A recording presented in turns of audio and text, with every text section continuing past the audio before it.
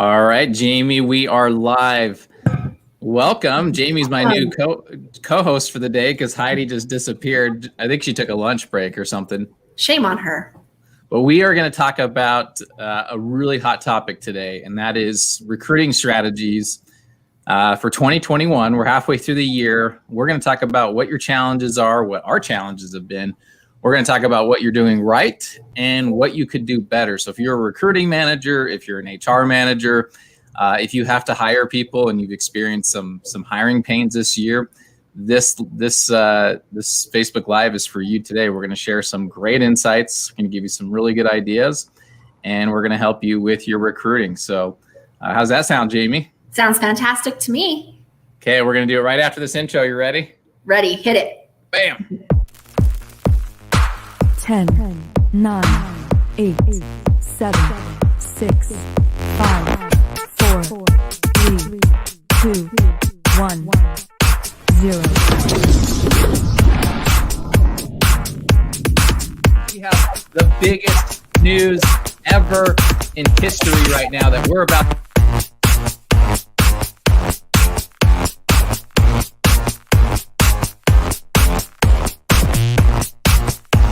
This is a live video going into the job board.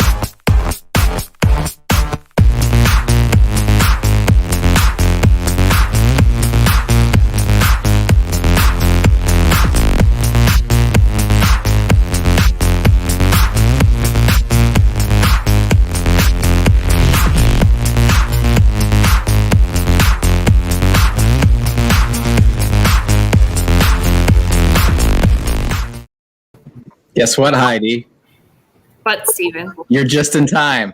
I tried really hard. I was like, I'm on the phone. Hold up. Don't swear without me. But, I made it. It's fine. Hey, so guess what on another thing? Uh-oh, what? I just started working on a new intro early this morning. So I like it. I like the old one, new one. It looks good. Yeah, thank you. That was an old one. That was the old one, though. We're going to make a better one. Like it. Good. It's about time, Steven. Goodness gracious. Also, our videos on TikTok are starting to go pretty viral. So that's fun. One, Heidi. We did, Heidi and I did a video yesterday on like crazy call outs that we've had in the past. And that's been going pretty viral on TikTok. No, Steven. These were call outs we found on the internet. Yes, on Google. Yes. All right. So today, both of you have not been prepared for this topic, but it's top of mind. So, it'd be good to get your guys' raw reaction. But we're going to talk about 2021 recruiting strategies, what's working, what's not, what can we do better? And I want to preface this conversation with the challenge that I hear from everybody, every HR manager, every recruiter, every business owner that's trying to hire people. And that is unemployment and stimulus payments that were given to all of us Americans for a financial cushion. And even in some cases, incentive not to work, with health insurance subsidies, and you have the COVID safety concerns, you have childcare issues and concerns putting your kid in school with virtual, school, things like that, parents staying home. And you add all of that to this financial cushion to the $1,400 stimulus payments that everybody got, the $300 a week for additional unemployment funds on top of your state unemployment. And then you have this additional subsidy for the childcare tax credit where you can get $300 a month from July through the end of the year. For kids under the age of 6, as well as kids over the age of 6, you can get up to $250 a month. That's our challenge, and it's just it's created so many problems. Just to name a few, Jamie, what's the incentive to get you to come and work for me when you can make more at home being with your family? Like, that's a real challenge, right? It's a huge challenge. Yes. Huge. Employers saw a 61% increase in the cost to get applicants through the door in 2021 so far. And there's been over a 70% increase in job postings on Indeed for manufacturing and production. I think most of those job postings have come from our region. Yep. So I think the implication here, if you guys will follow me, factor in transportation, childcare, lunch, other expenses. The effective minimum wage is over $16 an hour and is even as high as $20 an hour in some cities. So many people are not ready to return to life as normal. And the supply of jobs is just much higher than it's ever been since I've ever seen it before. So Stephen, I actually had he was a family member. It's fine. But he brought it towards a completely different viewpoint that I hadn't even considered before, is that we should quit looking at these stimulus checks, these stimulus payments, whatever. We should quit looking at them as a burden and instead switch our thinking into looking at them as a competing company. Because if we saw that there was a competing company, they're offering these benefits, you get to stay at home, you get, this and this and this and this, and this is how much we'll pay you. If we look at it as a competing company, suddenly what are we doing to be more competitive? It's not so much of, oh, this really sucks. Let's just, complain that this is not going to change. Instead of that mentality of this is a short-term thing, if we switched that entire mentality into this is a brand new company that's just entered the market, that has all these competing benefits and pay, what are we going to do to become more competitive to meet that new competing client? Oh my gosh, I love that perspective. This is a friend of yours, huh? It's a family member, but it's family fine. member. This person is pretty brilliant. We were talking around the campfire this weekend because I had a vacation for Memorial Weekend. Wow. So that's the thing. The bottom line for recruiters is the costs are going up, and it's unavoidable. There are more jobs to fill than there are people. There's less talent in the market. There's no way to increase your candidate pool quickly enough to keep up with the demand because you have the participation rate at an all-time high. And so to fill your openings in your building, you need to do more to incentivize talent and create compelling reasons to come to work. And so I'm gonna talk about some of these ideas with Heidi and Jamie here. Definitely want your feedback, comment if you also want to participate in the conversation. But we need ideas to try, and some of these ideas we've tried, some we haven't. Some clients that we work with have, and others haven't. So let's just throw it on the table here. So let's talk about number one, incentives to work.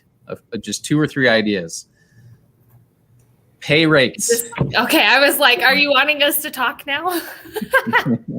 Pay rates, Heidi. Yes. Pay rates. Yes, pay rates. This is the big one for Stephen. He talks about this one all the time. You have to be at a competitive rate for your market, not competitive for the state, not competitive for the industry, but what is going on in your city, in your town, in your county. Yep. What are you doing to be competitive, right? Because people are not commuting an hour to 2 hours to come to work for $16 an hour, $17 an hour. There's just not that draw anymore because it's very competitive. So this idea does not every company can try it, but we've seen multiple companies try it, and they've had to increase their wages a couple times in this pandemic. But I think number one, if you're looking at incentives for people to work, you have to look at your pay rates and see what you can do to be competitive in the market and to have a plan to remain competitive, because it's not just, you can't just raise your wage and then stop and say we're good, and then a year later go, we're still good. And then a year later, we're still good. It doesn't work that way. Well, we've also noticed with companies that along with the pay raises, they've also done those relocation packages, or to where they'll bus people in, things like that. We are seeing that in real time with a lot of the companies, because with those pay rates, yes, it's competitive in other markets, but you've got to bring those people into this market. You could still be at a pretty competitive wage and you're still not getting that applicant flow. Part of that is what we were discussing in some of our previous Facebook Lives, is that there's not enough job seekers, or there's more jobs than there is job seekers. You're right. So bringing those job seekers in from a different area that's not willing to raise those pay rates, and bring them in to fill some of your positions. We are noticing in real time a lot of companies doing that. Yeah, so true. I mean, we had to do that here firsthand with a couple companies. We brought people in from Wyoming, where it was, the market did not recover the way Utah did, and it was a win-win. It was a win for these companies, and it was a win for the employees to be able to bring in some additional income after their unemployment benefits had ran out. So that leads me to my point number 2 for incentives to work. So we talked about pay rate. Number 2 is bonuses. Just like Heidi mentioned, a sign-on bonus to relocate, a sign-on bonus just to start with your company. Give me some sort bonuses. Of referral bonuses, right? Attendance bonuses. Attendance, longevity, Performance productivity. bonuses. Yep.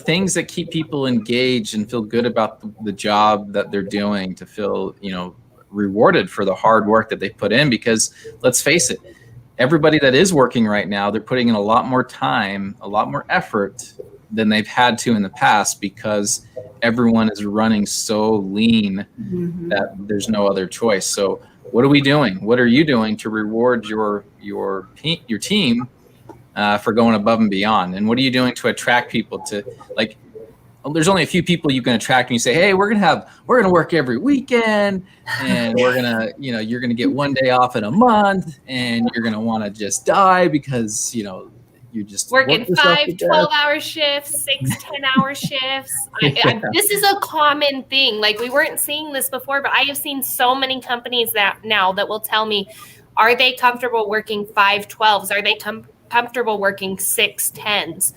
And this is a real thing. And so to be able to tell them that, yeah, you are getting paid overtime for that, but that there's also additional on top of that says your performance, your attendance. If you can work all 5 of these days of 12-hour shifts and you don't miss work, there's an extra bonus on that. So not only are you getting paid overtime, but you'll also receive a bonus for your hard work. I think that would really motivate a lot more people to want to work those shifts. Yeah. So it's incentivize, right? Hey, this is going to be a hard job. You're going to work a lot of extra hours, but here's what we're going to do to keep you happy, healthy, and still, have some quality time with your family, and have the extra income to make it worth your while. And I think last thing, incentives to work, is benefits: healthcare, HSA, 401k, training programs, compensation for getting certain certifications in your field. Providing, a clear and easy way to get certified in your field, all the different certifications that you might go to a tech university to get those certifications. Let's get you there now, even though you're only been with us for 2 weeks. Let's have you start your certification process. Let us pay for it. Like, provide that path for your employees to get these certifications that are going to help them make more long-term, not with just your company, but you might be training them for another company, but at least you attracted them, and that says something. And you're going to attract other people to come to your company. Well, and I think it has something to be said when you mentioned clear, is that a lot of companies will say, yes, we offer this, and then not make it clear how to utilize those benefits. So then people come in expecting these awesome benefits, but then they're not feeling like they're utilizing those benefits, or that they're not getting the benefits that they were promised, because they don't understand how to access those benefits. And that not only will lead to a higher turnover, but then you have that referral going back to, people talk. If you didn't feel like you got those benefits that you were promised, you're not going to go to somebody else and say, hey, look, they offer all these benefits, but you're never going to get them. Yeah. Good point. Just not a company that you would go and refer to your friends. All right. So Jamie, Heidi, we talked about incentives to go to work, right? Financial incentives. These are a few ideas to consider: pay rate, bonuses, different benefits, training programs, additional compensation. The next thing is compelling reasons to work. So what message are you saying in your recruiting? What are you testing in your recruiting to give people a compelling reason to go to work? And I'd say the mental need to get back to work is crucial. Gaining that sense of pride and well-being that comes from having a job. A lot of people are, they've got that cabin fever, right? And a lot of people have just, they're depressed, right? Let's just call it a spade a spade. A lot of people are depressed and haven't gone back into the workplace. So, sell that mental need to get back to work and have that sense of pride and well-being that comes from having a job and contributing to, something bigger. Well, I don't think job security is talked about enough because, yes, these stimulus packages are great, but people know and understand that this will not last. And it can be a little bit of a scary feeling to know that the second that those checks are done, you've got no income. Yep. And fair point. It really makes people feel better having that job that they can use once these stimulus checks are done, that they have that job security to know that there's going to be a position for them. I was talking to my mother-in-law about that. Yeah, as she was even saying like how we are so used to now having this social distancing and like no gatherings and stuff, that it's like the norm to now where she gets together with family. She's like, oh, it was so nice to visit today. Like, I forgot how much I missed it. I think a lot of people, like once you get back to work, you're like, oh my gosh, I didn't realize how much I needed to get back to work until I was doing it. Like, I'm so glad to be away from my kids for 8 hours a day. It's like, thank you for the break, like you just don't realize it because you've gotten into that norm. If you can get yourself out of that norm, you'll realize how much you miss it. Yep. Exactly. And I think it's something to be said that we've got both companies where it depends on which spectrum that you're on. If you want to go to a company where they are still very COVID cautious, still have those protections in place, there are those opportunities for you. There's also the opportunities if you're on the other end of the spectrum where you're like, I just wish that the rules were a little bit more relaxed. We do have companies like that as well. So there is opportunities on both ends of that, whichever way would make you feel comfortable and safe to get back into the workforce. There are those options still in place. And now would be the time to get into those so that you can be part of that change to make sure that the workplace stays safe. Yeah, absolutely. I think another compelling reason, a selling point, just to keep going down the list here, in your messaging to potential job seekers is, right now, you have an unprecedented opportunity to get the most desirable temp to hire and direct hire jobs with the best employers. Right now is the best time. And we haven't had this before. This is the best time to get the most desirable jobs where normally you wouldn't be considered for that job or that company. Right now, it's the best time and the easiest time to get on with the best companies, right? Do you guys agree? Absolutely. Yep. And I think companies are becoming more adaptable to the fact that people can be trained even if they don't have the experience. Before it was like, you have to have the experience to do this. And like, well, how can I get the experience if you don't teach me? Yeah. And that used to be a really big problem with people coming into the workforce. But we have noticed that companies have kind of switched their mentality that said, if their personality is a good fit, if what they're looking for in the future matches what we're looking for in the future, a lot of that companies have been more willing to say, you know what, you are worth the time. We will train you. Yeah. And I think that really has shifted as a whole with companies so that it's a lot more reasonable for you to come in and gain that experience for some of those jobs that you maybe weren't able to get before. Yeah. Absolutely. Hey, Heidi. Yes, Stephen. Did you know that companies right now, employers in Northern Utah, are offering the highest pay rates they've ever offered in the history of them being open? I believe it, because we've got companies that before would be paying $9, $10 an hour that are now at $15, $16 an hour. And that was unheard of wages before. That's right. For entry level positions, making 16, 17, 18 an hour. No high school diploma even. It's entry level. Yeah. But as a recruiter, we need to sell that point. We have the best pay rates to offer right now than we've ever offered before.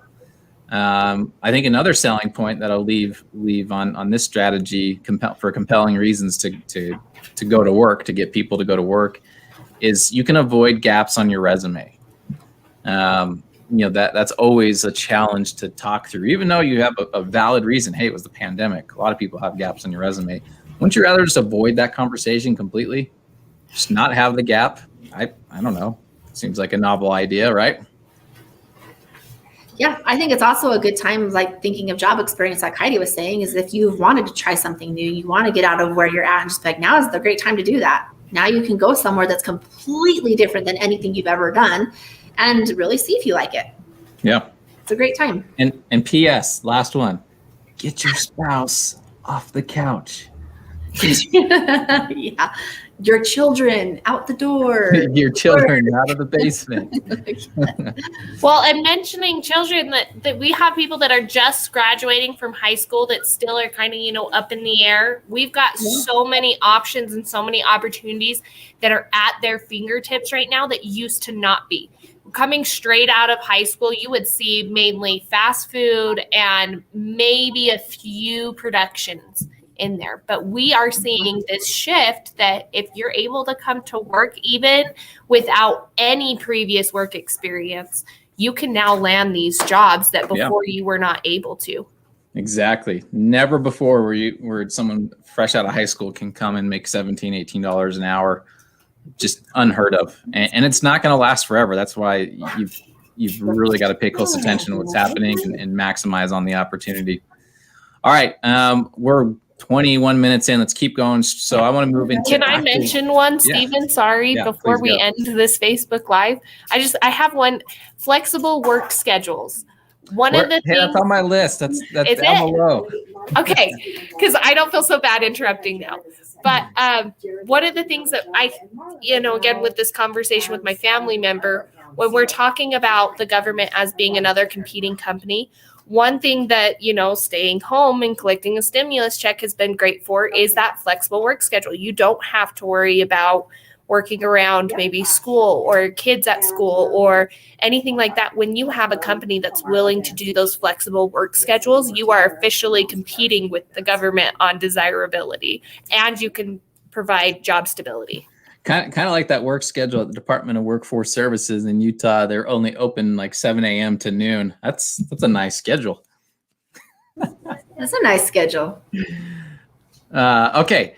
Whew, I'd rather like a noon to 5 so I didn't have to wake up early. Oh, whatever. Okay, so here, this is for you, Jamie and Heidi, and anyone else listening on my team. This is how we're going to recruit people to come through the door to get them hired. Are you ready? And if other recruiters are listening in, you can still leave ideas, but this is for you, Jamie and Heidi, and everyone else on my team. Advertise your best jobs, the best clients, and the highest pay rates. Lead with those jobs that are most likely to get a response. It's not like you're not playing favorites here. It's just you're casting a very wide net. Let's start with some of the most premium companies, the highest pay, and let's get more people in and have that dialogue and find out where they're going to be the right fit, whether it's with these higher paying companies or a company that pays a little bit lower but has a much better schedule or flexibility, like Heidi mentioned. But lead with the best to really attract that talent in, because in the sea of job ads, 70% increase in job ads for just production and warehouse.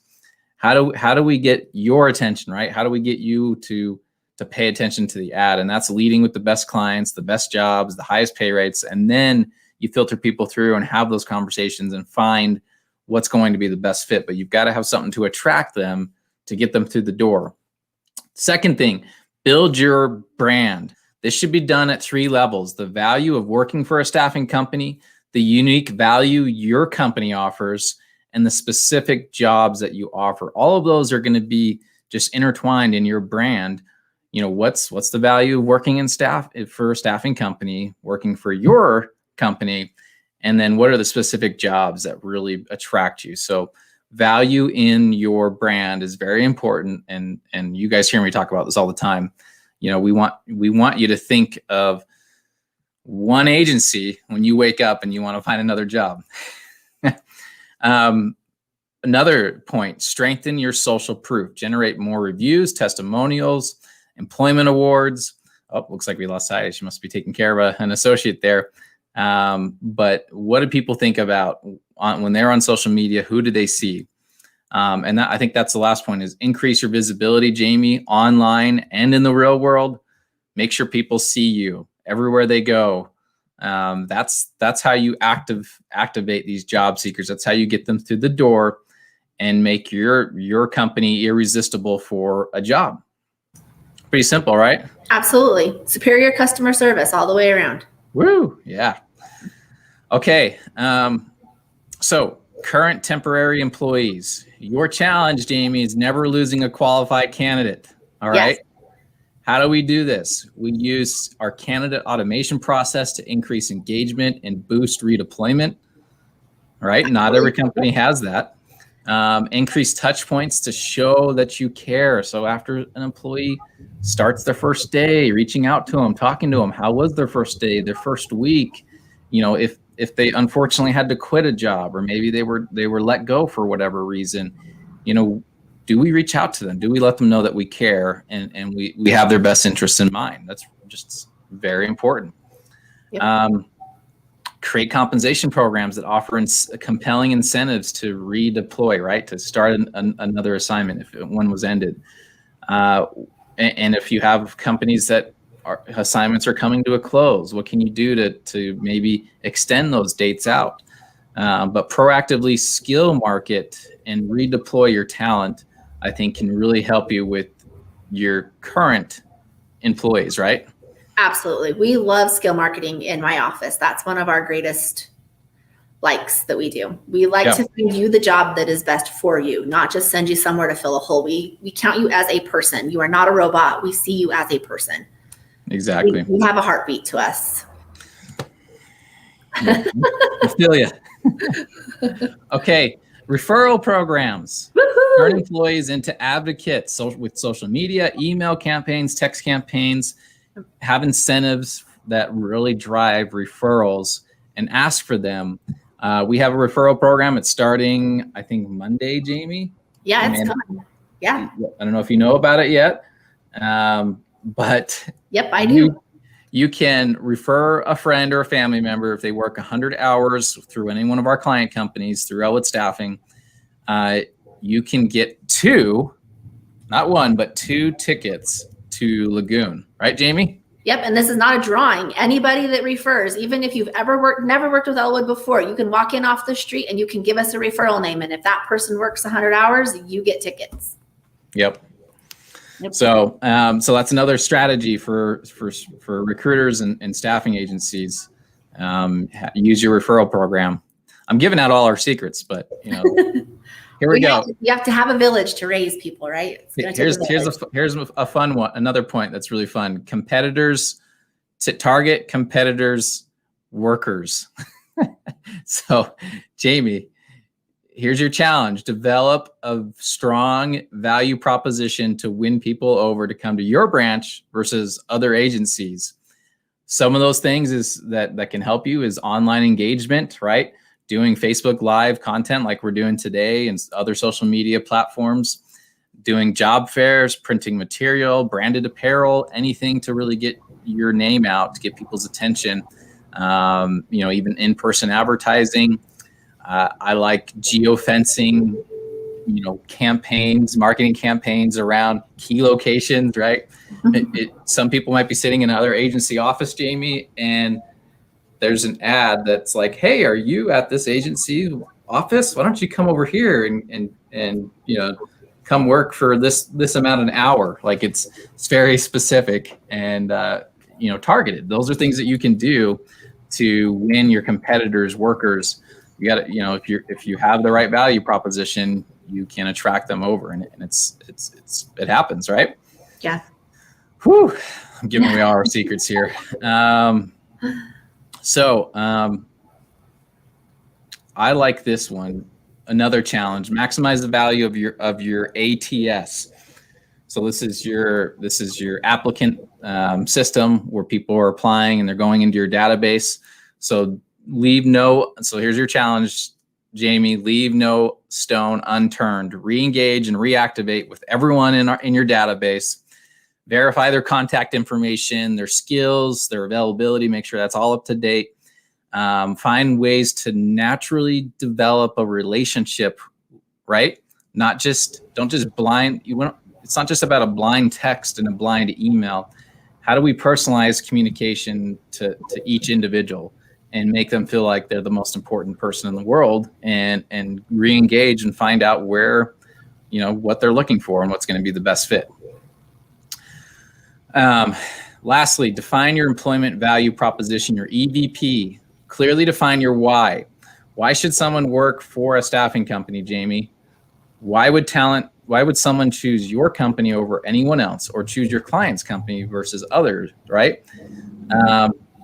What are some, include people working as temporary associates as well as potential candidates outside of the staffing industry. So what is your value proposition, and how do you attract people in and to consider you as a staffing agency?